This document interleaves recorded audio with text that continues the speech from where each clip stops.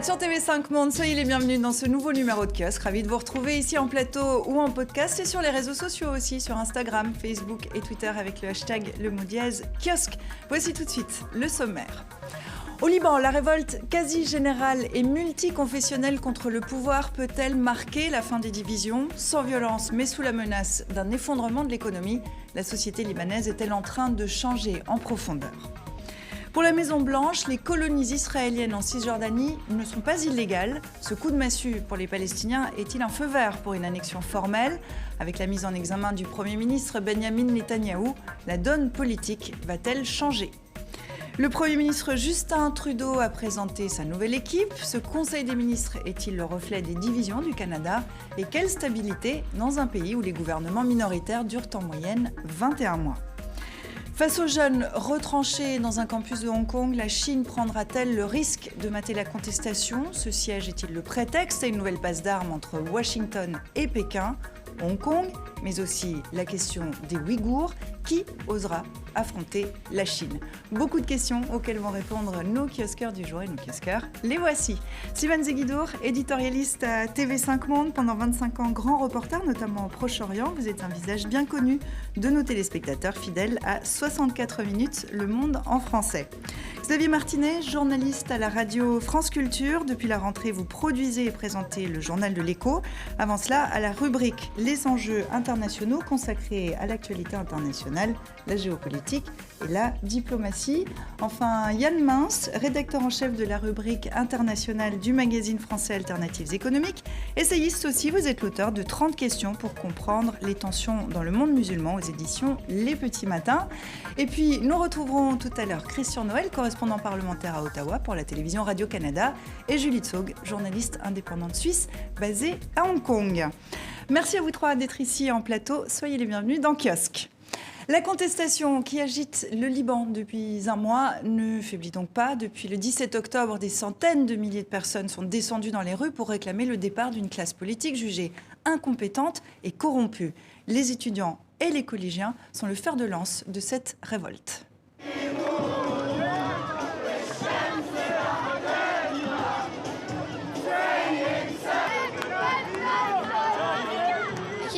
Bien sûr que j'ai peur pour mon avenir si les mêmes personnes reviennent et qu'elles ne pensent à rien d'autre qu'à leurs intérêts et à leurs poches. Il n'est question que de quotas, de vols et de pillages. Et personne ne pense à mon avenir.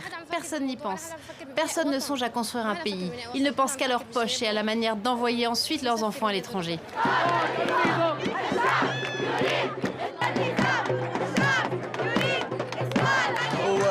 En tant qu'étudiants, nous participons tous parce que nous représentons la nouvelle génération libérée de l'héritage politique familial. Même si nous appartenons à des partis politiques, nous avons des priorités. Le Liban d'abord et ensuite le parti politique auquel nous appartenons, quel qu'il soit. Alors, la jeunesse libanaise investit les rues pour appeler à transcender les confessions d'appartenance. Yann, c'est révolutionnaire pour le Liban ? Si ça se maintient dans la durée, oui. Parce qu'effectivement, jusqu'à maintenant, on avait, du fait du système institutionnel, du fait aussi de l'héritage de la guerre, des gens qui étaient relativement assignés à résidence, si je puis dire, dans leur communauté, à la fois par le droit civil, par les institutions politiques et par la mémoire des affrontements qui ont eu lieu. Là, on a une génération, puisqu'on le voit dans les images, que ce sont quand même beaucoup des gens très jeunes, voire très très jeunes. On voit qu'il y a une génération qui se réclame d'abord libanaise et ensuite éventuellement maronite, sunnite, chiite, etc. Ce qui est nouveau aussi visiblement en ce mouvement, c'est que contrairement à 2005, au moment après l'assassinat de Rafik Hariri, où il y avait des manifestations, il n'y avait pas beaucoup de chiites dans les manifestations à l'époque. Aujourd'hui, tout le monde y est, toutes les communautés y sont.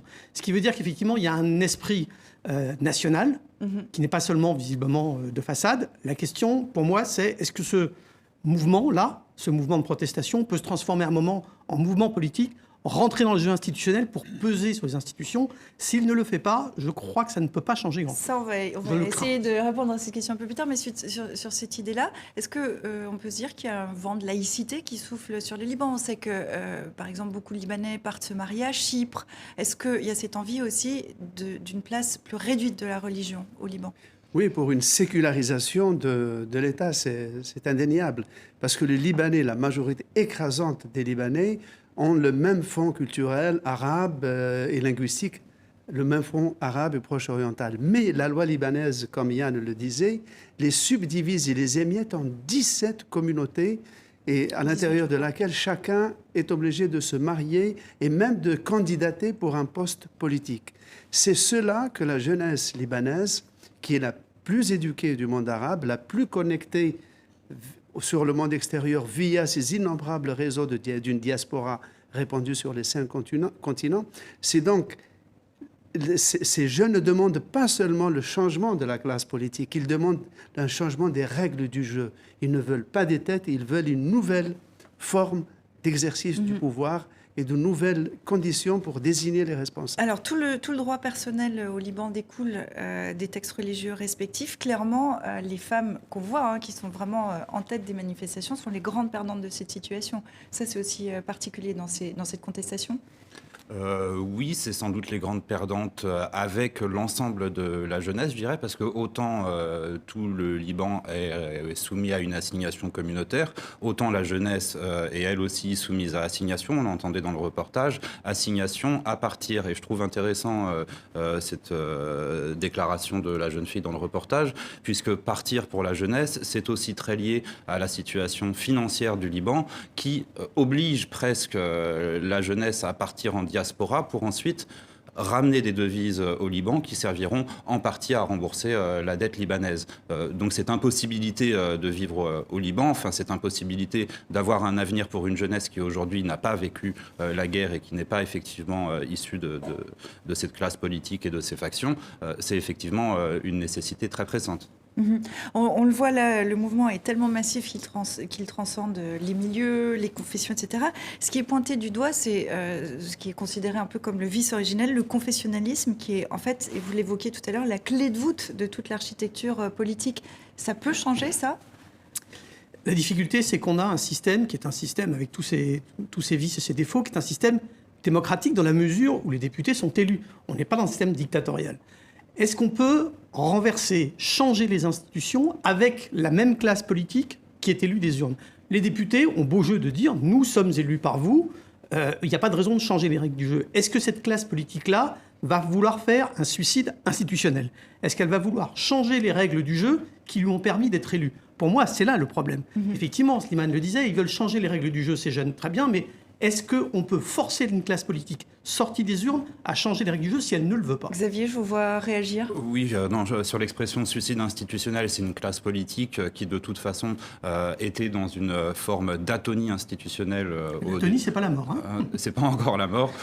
Au début de l'année, puisqu'elle a mis tellement de temps à s'entendre pour pouvoir former un gouvernement à l'époque, décider d'un président également.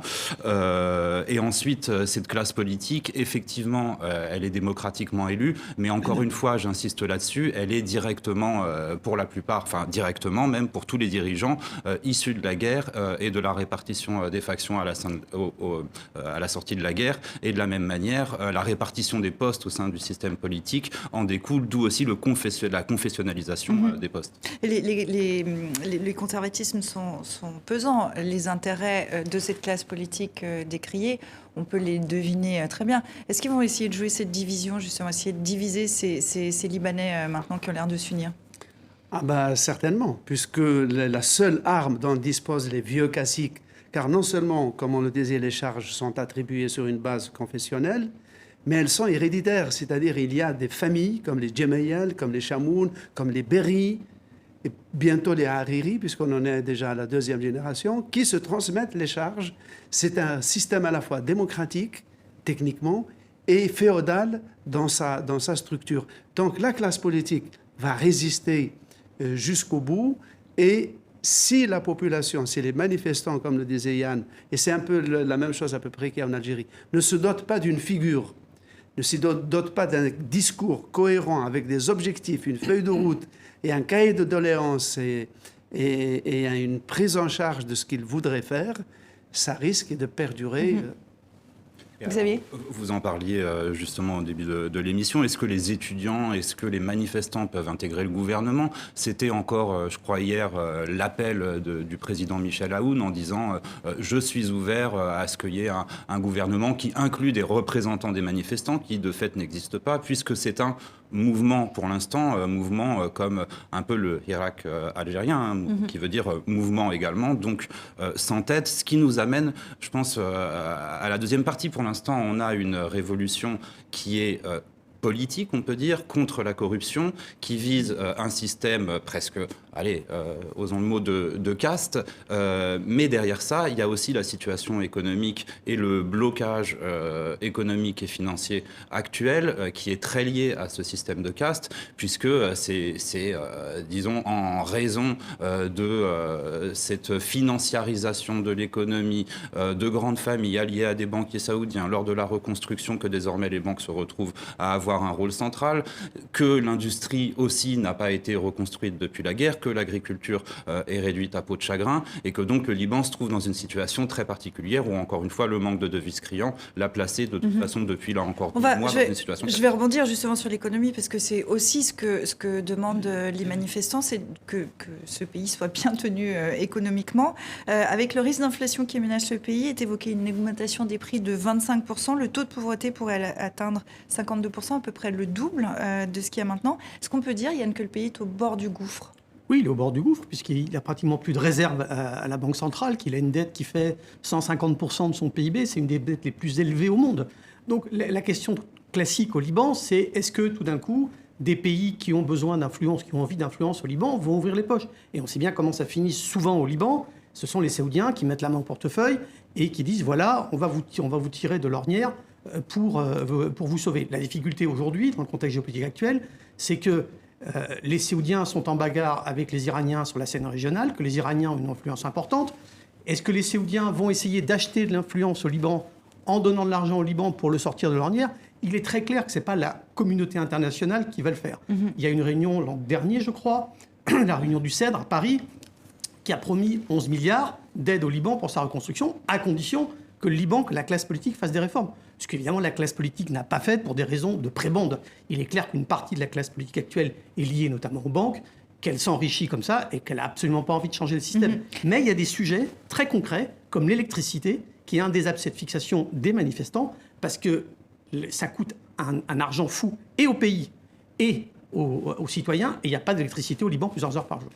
Et précisément, Yann, vous parliez de la conférence CEDRE, donc l'année dernière, qui avait prévu un financement quand même très important pour le Liban, qui devait donc se soumettre à certaines obligations. C'est ce qu'a quand même essayé de faire le Premier ministre Hariri au cours de l'année, avec le peu de gouvernement et de gouvernementabilité qu'il avait, avec certaines réformes, d'où certaines mesures comme l'augmentation du prix de l'essence en septembre, d'où la taxe WhatsApp en un qui a déclenché la colère des manifestants. Et je trouve intéressant que justement le gouvernement se soit retrouvé à la fin dans une sorte de cul-de-sac, ce qui ne veut pas dire qu'il n'y a pas de réformes possibles à faire au Liban, notamment un ensemble de réformes fiscales. Alors on peut lire ça et là qu'il y aurait la taxation des banques accrue, il y aurait la création d'un véritable impôt sur les hauts revenus, qui est un des impôts les plus faibles. Par exemple, je crois que c'est 20% pour les très hauts revenus, quand c'est 37% aux États-Unis et 45% Liban est un des pays les plus inégalitaires en France, un des pays les plus inégalitaires.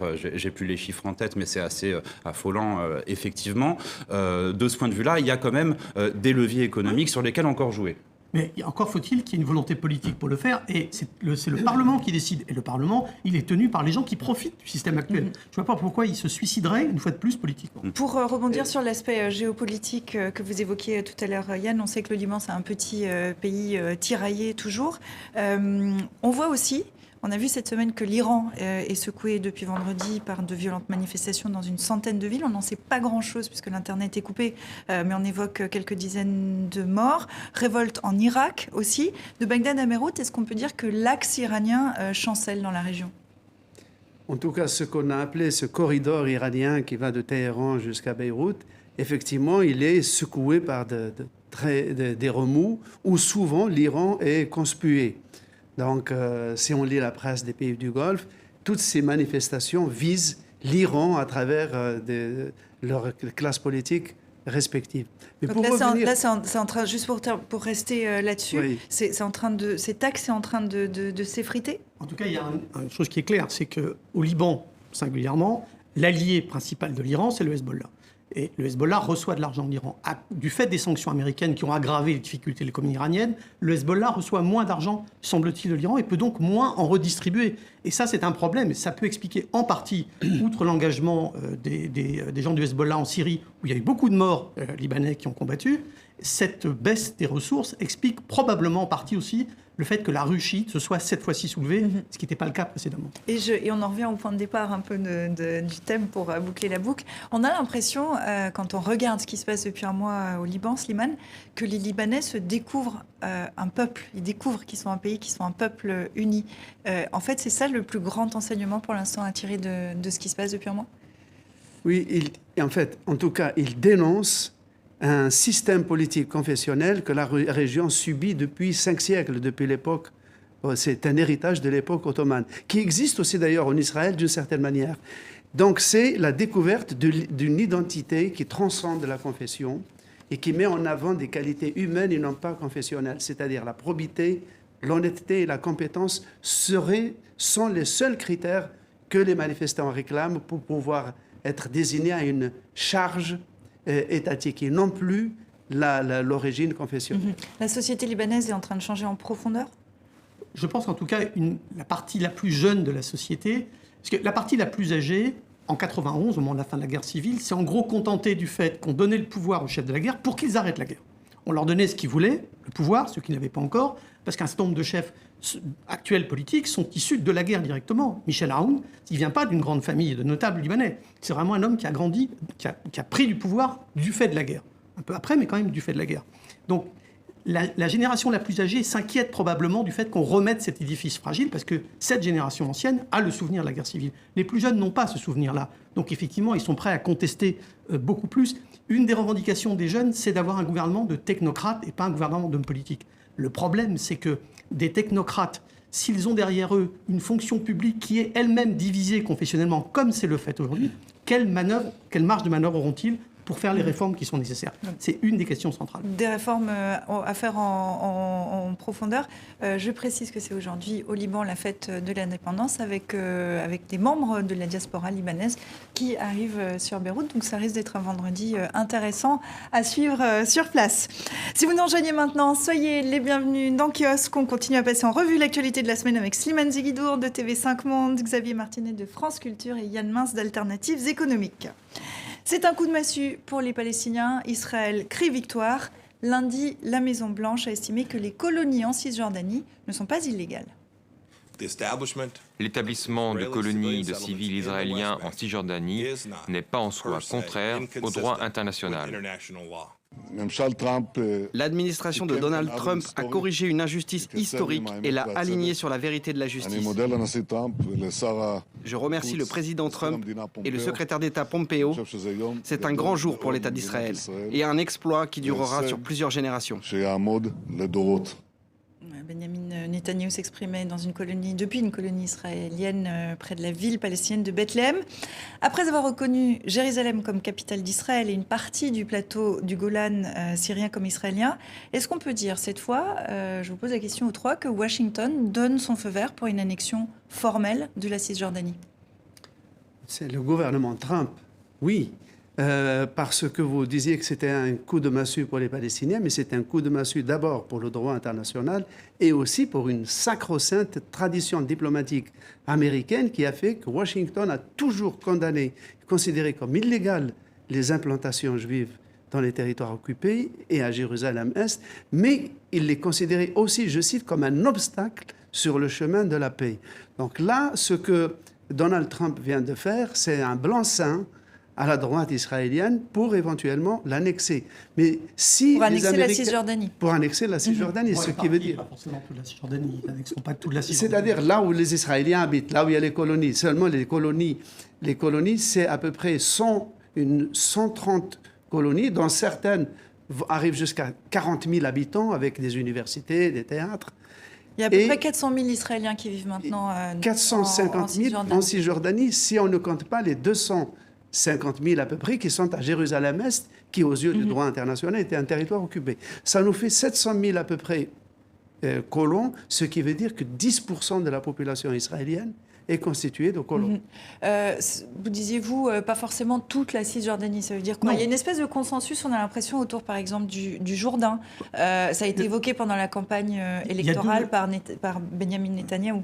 Il y a deux types de colonies qui sont, je dirais, plus faciles à annexer du point de vue de l'opinion publique israélienne. C'est effectivement celles qui sont sur la vallée du Jourdain, parce qu'on dit c'est une barrière sécuritaire contre une invasion d'armées arabes fantasmatiques, parce qu'à mon avis, aucune armée arabe n'a envie de passer par là aujourd'hui. Mais bon, en tout cas, c'est cette idée que le territoire israélien est très étroit et qu'il faut une première ligne de défense sur le Jourdain. Les deuxièmes qui sont faciles à annexer politiquement, je dis politiquement, du point de vue de l'opinion israélienne, c'est ce dont parlait Slimane, ce sont les grandes colonies, Malé Adoumim, Ariel, qui sont des villes très proches de la ligne verte qui sépare Israël de la Cisjordanie. Ce qui est plus compliqué à annexer, c'est tout ce qui est au milieu, je dirais, qui sont des petites colonies dispersées. Parce que là, il faudrait annexer de très, très grandes superficies. Je ne suis pas sûr que Netanyahou soit pressé de le faire. Il peut avoir envie de le faire, et il faut se rappeler qu'il avait promis déjà de le faire avant que Trump ne prenne sa décision dans la campagne législative d'avril dernier. Donc, ce n'est pas quelque chose qui tombe de la décision de Trump, c'est vraiment... Ça n'est rien de nouveau, mais en tout cas, cet alliage Donald Trump-Benjamin Netanyahou, ce qu'on peut voir, c'est que le rythme des colonies s'est accéléré, donc on y va tranquillement. Vous pensez ? Je ne sais pas si on y va tranquillement, mais c'est vrai que pendant la campagne, même cet été, le rythme de construction des colonies s'est accéléré.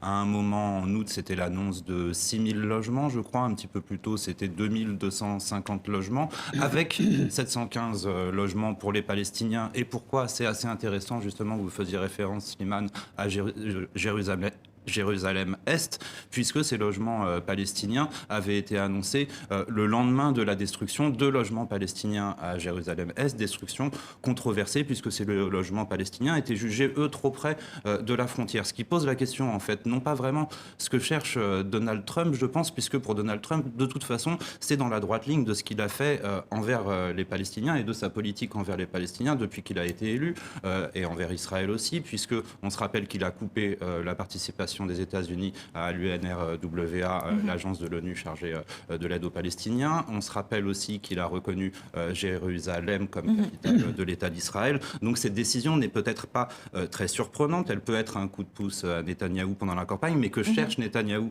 et c'est là où on en vient à ce que vous disiez, Yann, est-ce que c'est effectivement d'arriver à prendre cette zone C qui est la zone d'installation des colonies, là, en vertu des accords de 67, ou alors est-ce que c'est de créer autour de petits points de colonies sensibles qui sont trop près de la zone verte, des zones de containment, si on veut, un peu comme il l'a fait à Jérusalem avec cette histoire des maisons palestiniennes détruites. Vu des États-Unis, pourquoi Donald Trump est aussi favorable en fait à la politique israélienne, à celle de Benjamin Netanyahou ? Je crois qu'il y a deux choses. D'une part, Yann et ensuite Slimane. Il y a le fait, d'une part, que ce que dit l'administration Trump, c'est que globalement, les accords d'Oslo, ça n'a pas marché, parce que c'est adossé au droit international, que ça fait des rigidités. Ce qu'il faut faire, c'est ce que Trump adore, c'est un deal. Et depuis des mois, son gendre, Jared Kushner, nous promet un plan qui va régler miraculeusement. Ils attendent d'ailleurs pour le présenter qu'Israël ait un gouvernement. En gros, l'idée, c'est de l'argent d'un côté contre des concessions palestiniennes de l'autre, qui ne marchera jamais, les Palestiniens l'ont dit.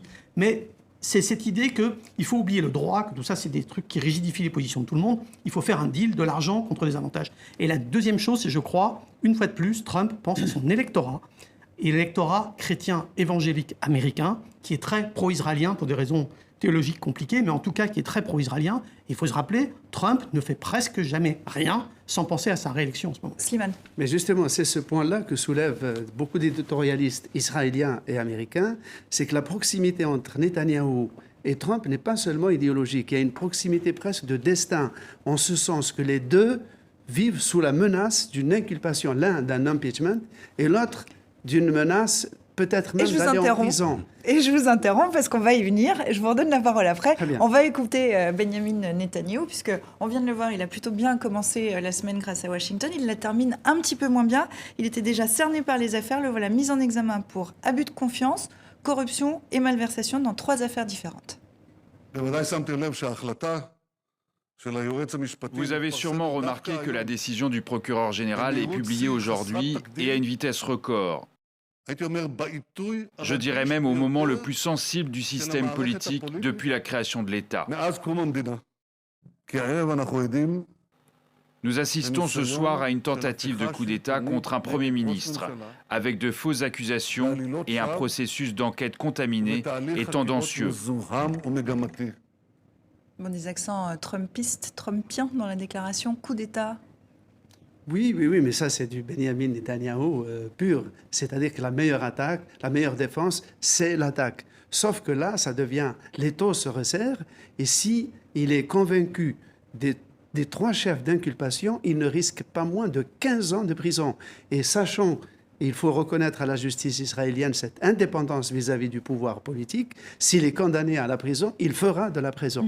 Donc je reviens à ce que je dis sur la proximité de carrière entre Trump et Netanyahou, c'est que Trump fait un cadeau électoral à Benjamin Netanyahou en disant que les colonies ne sont pas illégales, en espérant que Benjamin Netanyahou incitera les PAC et les groupes de pression pro-israéliens aux États-Unis à mieux soutenir Trump, en plus des évangéliques. Sauf que la question qui se pose maintenant, c'est est-ce que Benjamin Netanyahou va disparaître de la scène politique qu'il domine depuis 10 ans? Pour l'instant, il est Premier ministre et il n'a pas l'obligation de démissionner. C'est la première fois que cette situation arrive avec un Premier ministre en exercice, mais ce que dit la loi, c'est ça, il peut rester en place. Mais est-ce qu'il n'est pas un peu grillé politiquement?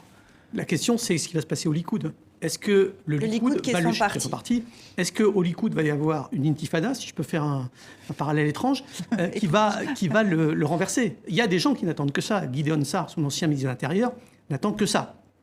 Est-ce que les députés du Likoud vont faire le calcul de dire il vaut mieux renverser Netanyahou pour être réélu la prochaine fois, surtout qu'on parle déjà de 3e élection. Réélu, c'est-à-dire le parti, pas Netanyahou. Les députés. Les députés. Est-ce qu'ils vont risquer, est-ce qu'ils vont penser que l'opinion, les électeurs du Likoud sont plus Netanyahou que contre Netanyahou? C'est comme pour les parlementaires américains républicains. Est-ce qu'ils se grillent avec l'opinion publique républicaine qui est pro-Trump ou pas? Est-ce qu'ils prennent ce risque-là ou pas? C'est ça. La question, c'est quel calcul vont faire les parlementaires du Likoud par rapport au risque de s'allier ou de s'aliéner Netanyahou. Xavier. Oui, plusieurs solutions. Ou bien effectivement le Likoud bouge, ou bien puisque techniquement maintenant il y a 3 semaines pour que n'importe quel député puisse tenter lui-même de se présenter comme chef de gouvernement. Oui, puisque précisons que Benny Gantz, qui avait été chargé de former un gouvernement, n'y est pas arrivé cette semaine. Il succédait déjà à Benjamin Netanyahou lui-même. Donc c'est au tour du Parlement. Exactement. C'est intéressant de voir d'ailleurs que c'est un peu la même scène qui s'était jouée en début d'année après les élections d'avril où aucun des deux n'avait réussi à former à tour de rôle un gouvernement.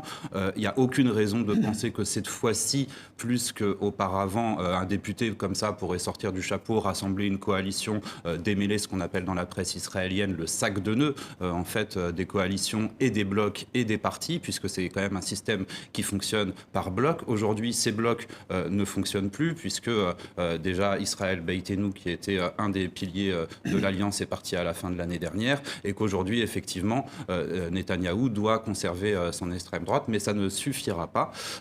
Donc la suite, c'est dans 3 semaines, et puis après, sinon, ce seront de nouvelles élections convoquées 90 jours après, ce qui nous amène à peu près au 22 février. Ça veut dire qu'Israël devient ingouvernable ? Oui, mais une des raisons, un des motifs de cette ingouvernabilité, c'est le problème arabe-israélien. C'est-à-dire que les dernières élections ont fait ressortir 3 blocs. Le bloc du Likoud, le bloc bleu et blanc de Benny Gantz, et le bloc arabe qui est arrivé avec 12 députés, qui est arrivé le 3e. Simplement... Et avec qui personne ne veut faire alliance. Exactement. Le bloc bleu-blanc et le bloc Likoud ont un point commun, c'est que les deux ne veulent pas s'allier avec leurs compatriotes arabes. Et donc, on a un bloc arabe qui représente 10% de la Knesset, avec lequel personne ne veut s'allier. C'est-à-dire que les deux blocs préfèrent négocier avec des pinaillés, avec des petits groupes, des groupuscules, des petits partis, mais pas avec les partis arabes. Et c'est un des motifs du blocage, c'est que l'ultranationalisme, l'ethnicisation de la vie politique israélienne fait que la démocratie israélienne permet à un bloc arabe d'élire 12 députés, mais la classe politique ne veut pas intégrer ces 12 députés dans la mécanique générale. Oui, mais Slimane pointe du doigt quelque chose qui est assez juste. Le morcellement de la classe politique ou de la Knesset israélienne, ce n'est pas par hasard. C'est dû notamment au mode de scrutin, qui est un mode de scrutin proportionnel sur liste nationale. C'est un héritage des congrès sionistes, en fait des congrès du mouvement sioniste avant la création d'Israël. Pourquoi ? Parce qu'il fallait que toutes les communautés de la diaspora se sentent représentées. Pour que ça, ce soit possible, il fallait une proportionnelle intégrale. Ils ont gardé ce mode de scrutin qui aujourd'hui donne du pouvoir, mais depuis longtemps en réalité, un pouvoir extravagant des tout petits partis, et notamment aux partis religieux ultra-orthodoxes, qui ont pendant des années et des années permis soit aux travaillistes, soit aux Likoud de boucler leur majorité. En échange de quoi? En échange d'argent. D'argent pour les écoles religieuses et d'un sujet qui en Israël fait polémique depuis des années, qui est l'exemption des étudiants religieux qui ne font pas leur service national dans un État où on sait qu'est extrêmement important le service national.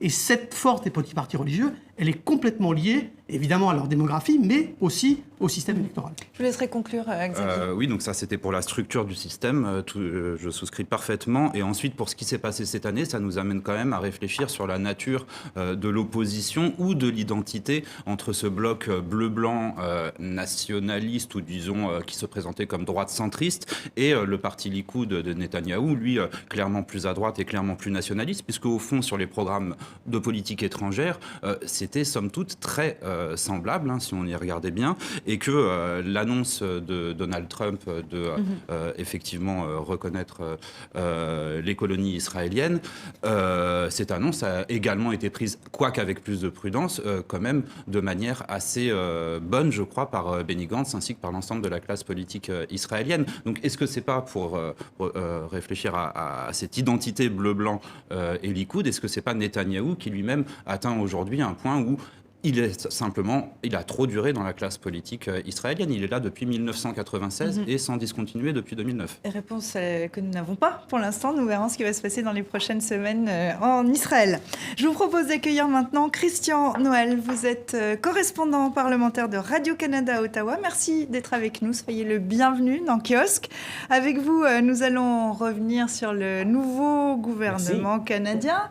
Mercredi, Justin Trudeau a présenté sa nouvelle équipe à parité homme-femme. Le cabinet compte 36 ministres, soit 2 de plus que le précédent. Le Premier ministre est à la tête d'un gouvernement minoritaire, rappelons-le. Il va devoir rassembler et veiller à la cohésion nationale. Notre capacité de bien travailler ensemble sur ces questions qui touchent l'unité nationale, l'énergie et l'environnement, les relations avec toutes les provinces et toutes les régions du pays sera une chose extrêmement importante à un moment où nous voyons des perspectives très différentes à travers le pays qui doivent être réunies. Et sa ministre vedette, Chrystia Freeland, quitte les affaires étrangères où elle avait géré l'épineux dossier de l'accord de libre-échange avec les États-Unis pour devenir vice-première ministre et ministre des Affaires intergouvernementales, autrement dit, ministre de l'Unité du Canada. Christian, ce Conseil des ministres est-il le reflet des divisions de votre pays ? La courte pointe canadienne durant la dernière élection a vraiment été tirée de chaque côté. D'un côté, l'Ouest, une région riche en pétrole, et l'Est, un peu plus sensible à la question environnementale. Et les tensions se sont vraiment exacerbées au cours de cette élection. La courte pointe se fait tirer de chaque côté. Et là, les fils commencent à s'étioler. Et Justin Trudeau avait besoin d'une main de fer dans un gant de velours. Et c'est Chrystia Freeland qui l'est allé chercher.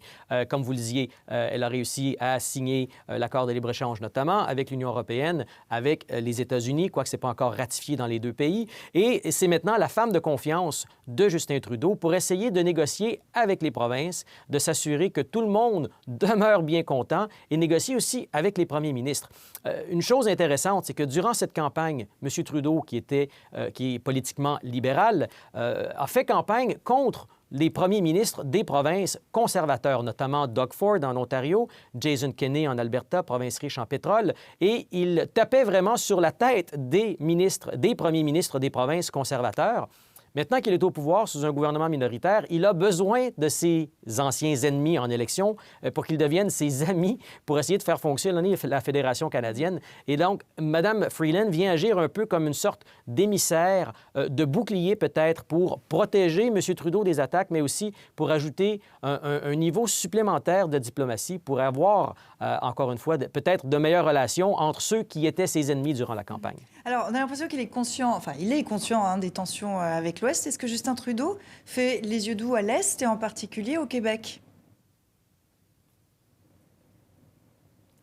Bien, il doit faire les yeux doux au Québec pour plusieurs raisons. D'abord, M. Trudeau, une des raisons pour lesquelles son étoile a pâli un peu au Québec, c'est la question environnementale. pour satisfaire les gens de l'Ouest, M. Trudeau, dans son premier mandat, a acheté un pipeline à coût de 5 milliards de dollars pour permettre à l'Alberta de transporter son pétrole vers la côte ouest donc construire un pipeline ou en fait agrandir la capacité de ce pipeline-là. Ça n'a pas très bien marché, ça, au Québec, et M. Trudeau, son étoile a pâli aussi pour d'autres raisons. Ce qui fait qu'il y a eu comme un genre de vide politique en Ontario. Les gens étaient, pas en Ontario, mais au Québec, pardon, les gens aimaient moins M. Trudeau.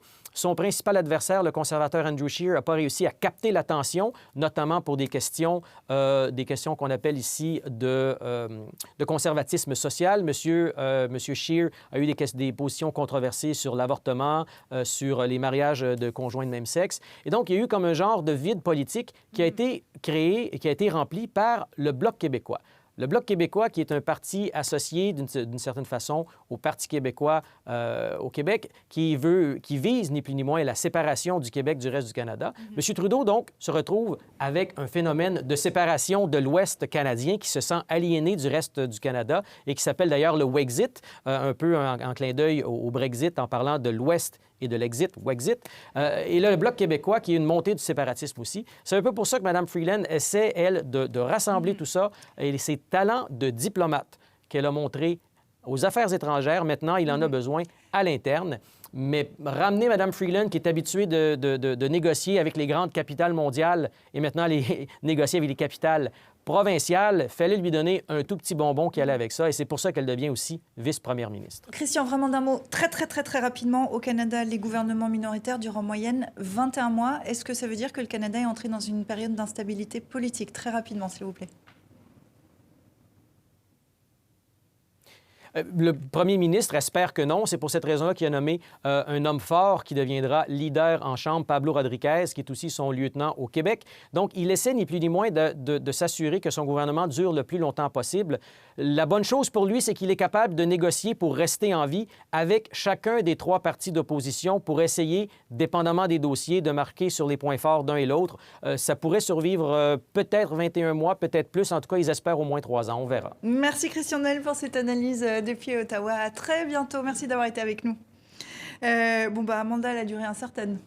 Un mandat à la durée incertaine, c'est sûr. J'ajouterais aussi que dans le gouvernement, quand même, vous parliez du Québec, c'est Philippe Champagne, le Québécois, qui va remplacer, je crois, Chrystia Freeland au ministère des Affaires étrangères. Ce sera François-Philippe Champagne. François-Philippe Champagne, ce ne sera pas inintéressant à voir. Et puis, concernant le coût du pipeline à 5 milliards de dollars, il va encore augmenter le déficit budgétaire du Canada, qui était à 14 milliards de dollars cette année. C'est la 3e année de suite où il dépasse 10 milliards. Et c'était un argument de Andrew Scheer dans la campagne. Ça va être un mandat complexe pour Justin Trudeau. On ne va pas la faire attendre plus longtemps. On retrouve maintenant à Taïwan Julie Tsog. Bonjour Julie, vous êtes journaliste indépendante suisse. Vous couvrez l'actualité en Chine et à Hong Kong, depuis Hong Kong où vous êtes basée. Bonjour Julie, merci d'être avec nous. Vous couvrez depuis quelques mois les manifestations à Hong Kong, depuis leur démarrage en fait en juin. Récemment, la situation s'est durcie. Dernier épisode en date. Depuis dimanche, les retranchés de l'Université Polytechnique font régulièrement face à la police qui menace de tirer à balles réelles. C'est la plus longue et violente confrontation entre manifestants et forces de l'ordre depuis le début de la mobilisation.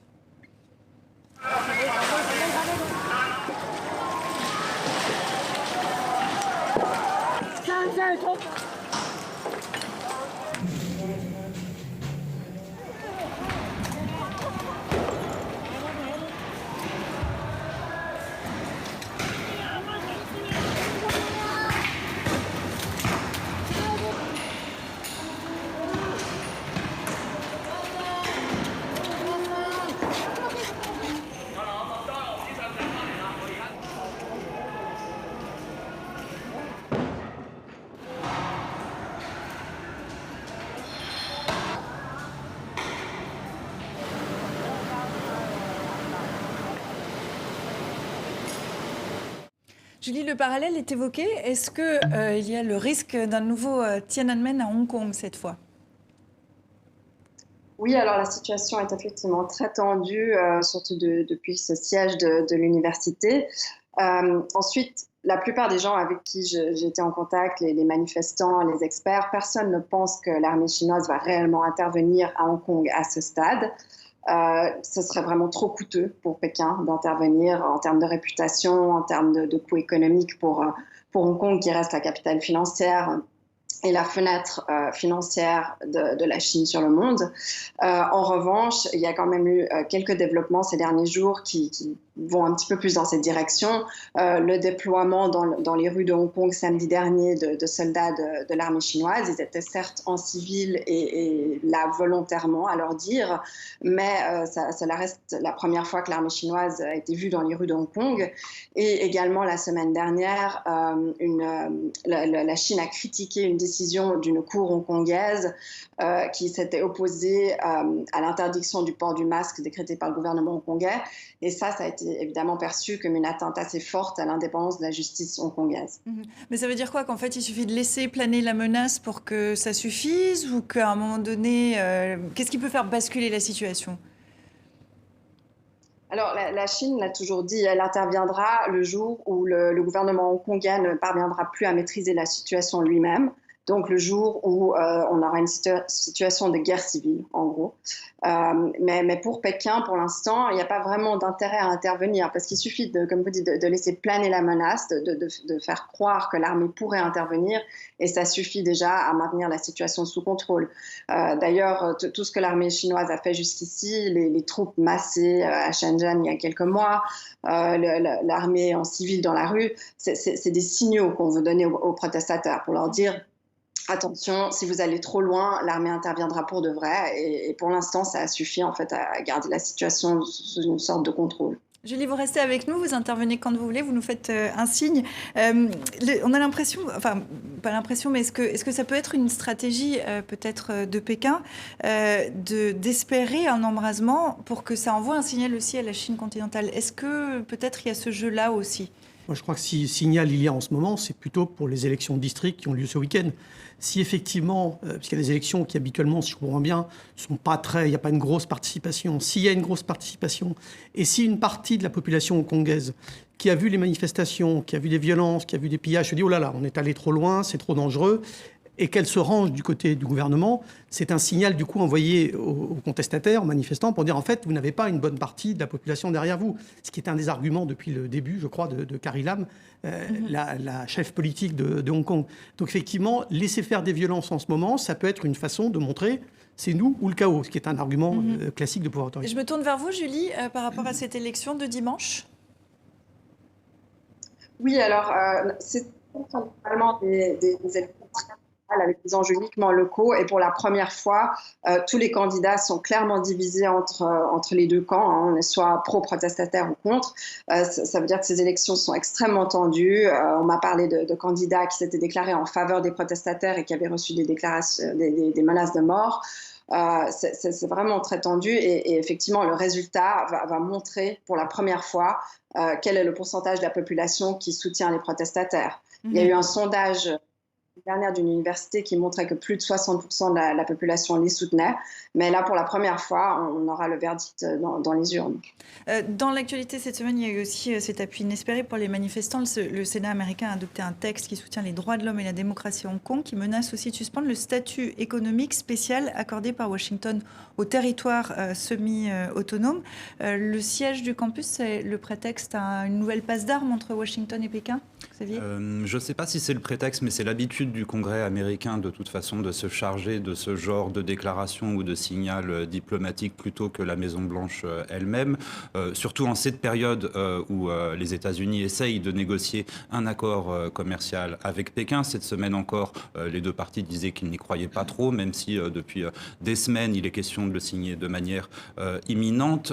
Cependant, je ne me rappelle plus votre question, mais ça avait à voir avec les universités. C'était à savoir si tout d'un coup Hong Kong est l'objet, le prétexte à cette passe d'armes. Non, je ne crois pas. Mais ce qui est intéressant à voir tout de même de ce point de vue-là, c'est que simplement les marchés se sont beaucoup inquiétés. Vous parliez au début de l'émission d'un Tiananmen à la chinoise, juste avant le blocage des universités, au moment où ça a posais la commencé. question, hein, je ne l'affirmais pas. Oui. Non, mais effectivement, les marchés s'inquiètent de toute façon à chaque fois que les violences reprennent ou qu'il y a un mouvement de tension. Ça, c'est la bourse de Hong Kong a dégringolé le 8 le 8 septembre après la mort d'un manifestant, elle a dégringolé le 12 au moment du blocage des universités et voilà, elle vient de redégringoler hier d'un 62%, je crois, après l'annonce effectivement du Congrès américain de cette loi sur les droits de l'homme et la démocratie. Est-ce qu'il y a pour aller un peu plus loin, est-ce qu'il y a une instrumentalisation de Hong Kong, que ce soit par Pékin? On sait que c'est une épine dans le pied de Pékin, mais est-ce qu'il n'y a pas une instrumentalisation quand même et pour Pékin et pour Washington? Est-ce que ça sert les propos et de l'un et de l'autre? Peut-être. Pour Washington, c'est traditionnel. Washington, avant de dénoncer la répression à Hong Kong, avait déjà dénoncé la répression des Ouïghours, cette minorité musulmane turcophone du nord-ouest de la Chine. Mais je crois que sur les 3 patates chaudes que Pékin porte sur les bras, c'est-à-dire les Ouïghours, mais aussi le Tibet, je crois que Hong Kong, c'est le plus dur à gérer, bien que ce soit parce que c'est la partie la plus exposée. La plus visible à l'international. On ne peut pas réprimer à huis clos à Hong Kong comme on peut réprimer à Kashgar ou à Urumqi ou bien Et vous dites, au Yann, Tibet. ça coûte plus d'argent? Non, Hong Kong, c'est la 3e place financière du monde. C'est le lieu où la Chine fait des échanges avec l'extérieur. C'est par là que passent les investissements. C'est le siège des multinationales qui investissent en Chine. C'est la veine jugulaire de l'économie financière chinoise. Et c'est l'endroit où les dirigeants chinois placent leur argent. Les dirigeants chinois eux-mêmes et leurs familles placent leur argent. Donc on ne touche pas au Grisby. Donc Pékin ne peut pas instrumentaliser quelque chose qui est aussi névralgique pour lui. Et ce qui se passe, ce qui est inquiétant par contre, c'est que pourquoi ces manifestations continuent?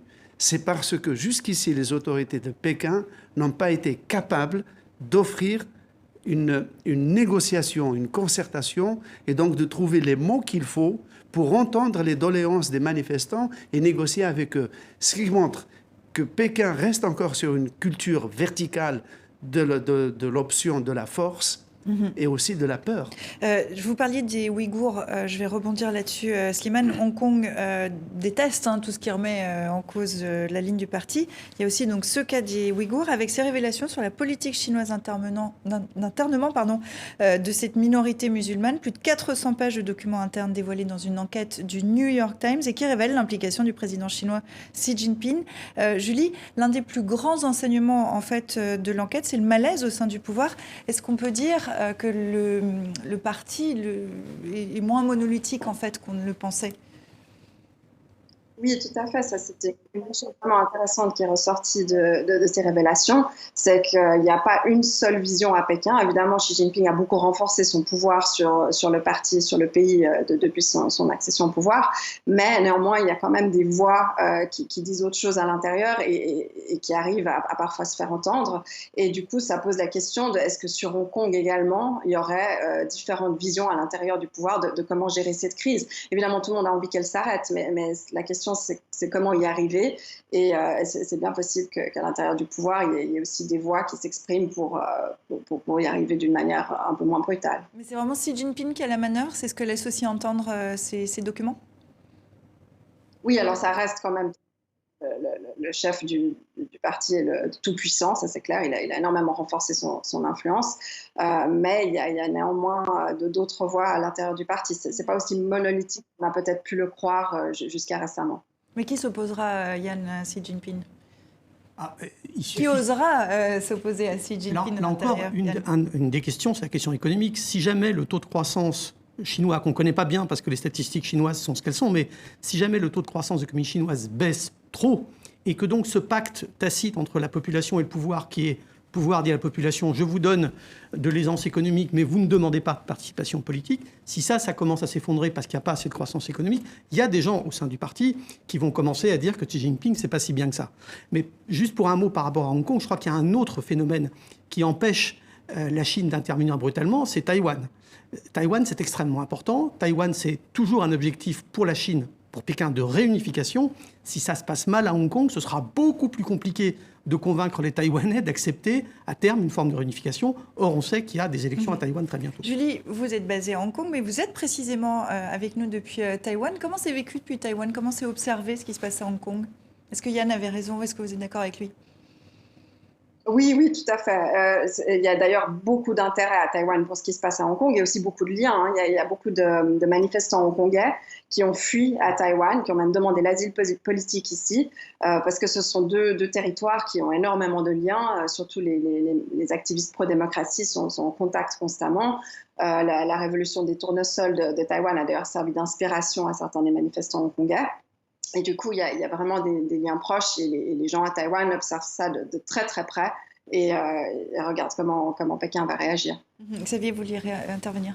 Oui, si j'étais très grossier, je dirais que Hong Kong, c'est un Taïwan pour la Chine légal, en ce sens que Hong Kong devait revenir de toute façon dans le giron de la Chine continentale en 2047, après sa rétrocession en 1997, que Pékin considère de toute façon Taïwan comme elle considère le Tibet, comme elle considère le Xinjiang, comme son territoire, celui d'une Chine unie, qu'effectivement elle considère qu'à terme il faudra que Taïwan revienne. Mais pour revenir à Hong Kong encore, juste je voudrais faire le parallèle avec le mouvement de 2014, mouvement des parapluies, oui. À la fin de l'année 2014, qui s'est terminé finalement, pardonnez-moi l'expression, mais encore une fois en eau de boudin, puisque Pékin n'a pas pu répondre à l'époque à la demande de suffrage universel qui avait été faite par les manifestants.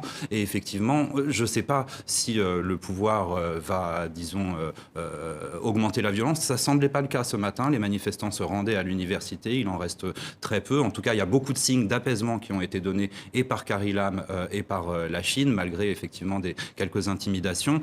Cependant, il y a une situation politique à régler pour Pékin et qui ne date pas du début de cette année ni de la fin d'ailleurs. Yann, quelle sortie de crise on peut imaginer ? Moi, j'ai du mal à croire que Pékin puisse céder sur le mode de désignation des gouvernants de Hong Kong. Parce que là, du coup, ce serait un message envoyé à la Chine continentale, aux Chinois de Chine continentale, qui serait extrêmement nocif pour le Parti communiste chinois. S'il cède sur le fait que c'est lui qui, de facto, désigne les responsables de l'administration hongkongaise, ça veut dire qu'on peut faire des élections de façon plus ou moins libre. Ça ouvre la boîte de ailleurs c'est ça que vous Hong nous Kong. dites. C'est pas facile à faire admettre sur un pouvoir aussi autoritaire, celui de Xi Jinping. Julie, on va conclure avec vous et sur cette question-là, quelles issues vous voyez ? Est-ce que, comme Yann, vous pensez qu'effectivement Pékin n'acceptera jamais de céder ?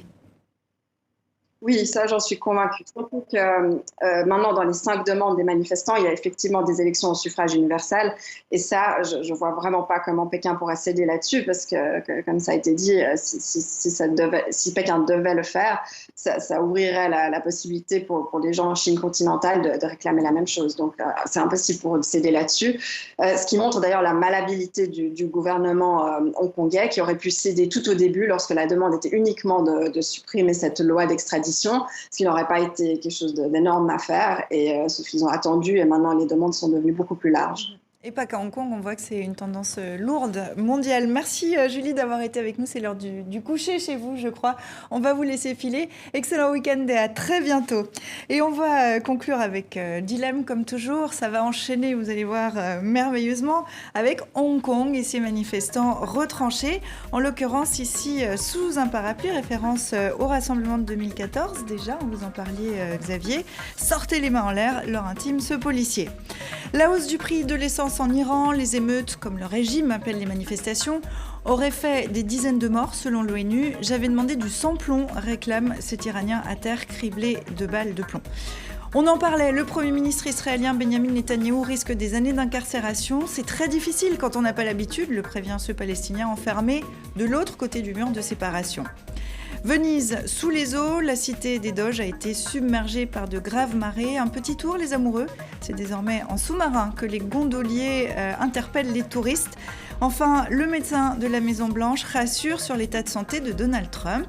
Physiquement, ça va, mais d'un point de vue psychiatrique, eh bien, vous voyez ce qu'en pense Dilemme, le président américain est fou.